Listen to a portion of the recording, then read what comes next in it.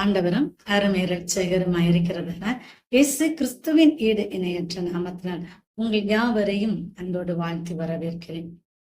திருமணமாகி அநேக வருடங்களாக ஒரு குழந்தை பாக்கியத்திற்காக காத்திருக்கும் எனக்கு அருமையான கர்த்தருடைய பிள்ளைகளே, திருமணமாகி என்னுடைய வாழ்க்கையில் ஒரு குழந்தை பாக்கியத்தை நான் பார்க்க முடியவில்லையே, எத்தனையோ மருத்துவர்களுக்கு ஆலோசனை கேட்டு விட்டேன், எத்தனையோ மருந்து மாத்திரைகளை நான் சாப்பிட்டு விட்டேன், எல்லாரும் சொன்னதான எல்லா காரியத்தையும் நான் செய்து விட்டேன்.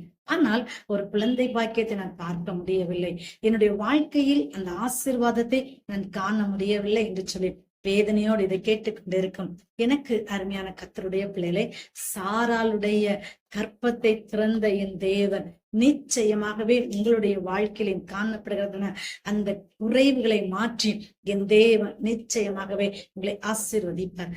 ஆதியாகமம் 13ஆம் அதிகாரம் 16வது வசனத்தில் இப்படியாக வாசிக்கிறோம், உன் சந்ததியை பூமியின் தூளை போல பெருக பண்ணுவேன் என்று சொல்லி நிச்சயமாகவே என் தேவன் உங்களுடைய சந்ததியை ஆசீர்வதிப்பார்.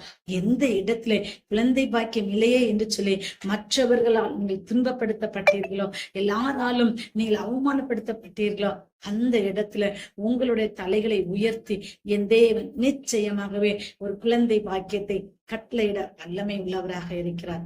அன்பின் இரக்கம் நிறைந்த எங்கள் அன்பின் நல்ல பரலோக பிதாவே, நீண்ட நாட்களாக நீண்ட வருஷமாக ஒரு குழந்தை பாக்கியத்திற்காக உங்களுடைய சமூகத்திலே உங்களுடைய பிள்ளைகள் காத்திருப்பார்கள் என்று சொன்னால், உங்களுடைய பிள்ளைகளுக்கு நல்ல ஒரு குழந்தை பாக்கியத்தினை கொடுத்து உங்களுடைய பிள்ளைகளை நீர் ஆசீர்வதிப்பீராக. அதற்கு விரோதமாய் காணப்படுகிற எல்லா தடைகளையும் மாற்றி ஏற்ற நேரத்திலே உங்களுடைய பிள்ளைகளை ஆசீர்வதித்து உயர்த்துவீராக. ஆமேன். God bless you.